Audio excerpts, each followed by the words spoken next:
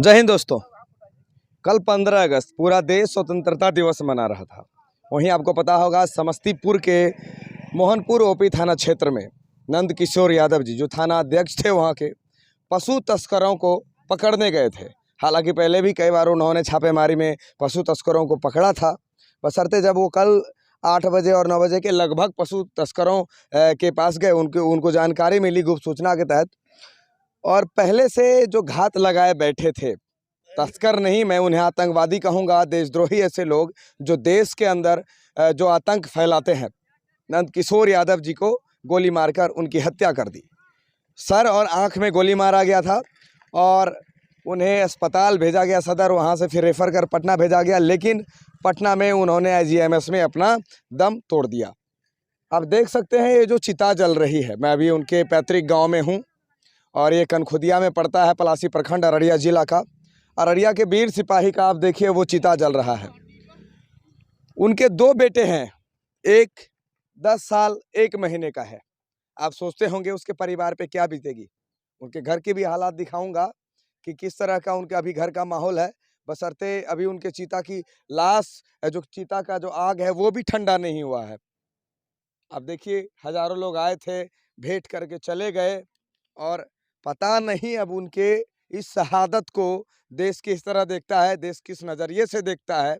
हजारों ऐसे जो कांड हैं, हत्या हैं, जो अपराधी अपराध करते हैं, मामला दब जाता है। अब इस मामला का उद्भेदन होगा या नहीं, मीडिया इंडस्ट्रीज में इस बात की अभी पूरी चर्चा चल रही है, वो नेशनल चैनल हो या लोकल, हर एक जगह। लेकिन आपको मैं एक्सक्लूसिव तस्वीरें दिखा रहा हूँ। आप देखिए ये जो चिता जल रही है, अभी तक इसका आग भी ठंडा नहीं हुआ है। ये कल की ही बात है। आज़ाद देश के अंदर आज भी अगर कोई खुलेआम, अगर हम खुलेआम सांस ले रहे हैं तो इन्हीं जाबाज सिपाहियों के एवज में कि जो अपने जान को जोखिम में डालकर जो अपराधियों से लड़ते हैं और हमारी सुरक्षा करते हैं, लेकिन सरकार आज भी इन पर ध्यान नहीं देती है। ये दुर्भाग्य है भारत देश का, ये दुर्भाग्य है भारतवर्ष का कि हम उस देश में रहते हैं जिस दिन आज़ादी मनाते हैं उस दिन सिपाहियों को अपने ही घर में, अपने ही थाना क्षेत्र में गोली मार दिया जाता है। वो भी कौन मारता है? और यही के लोग, यही के जो आतंकवादी हैं और यही के वो लोग जो तस्करी करते हैं 2 रुपये के लोभ और लालच में।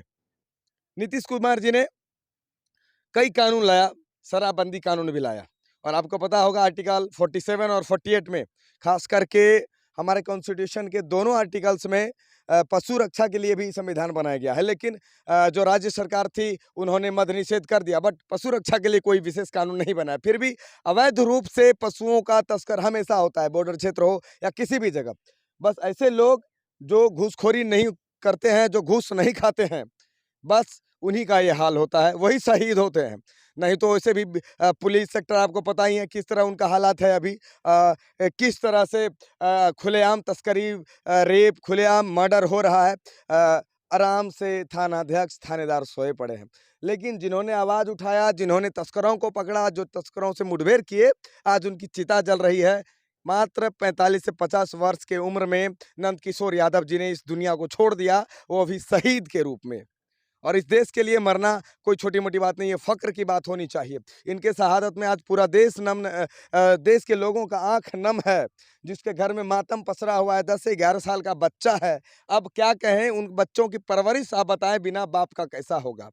जिसका बाप देश के सेवा में अपने आप को शहीद कर देता है, अब उसके सेवा में, उसके परिवार के सेवा के लिए अब राज्य क्या करती है, अब राज्य ऐसे तस्करों के लिए कौन सा संविधान और कानून लाती है, ये तो देखने योग्य बात होगी।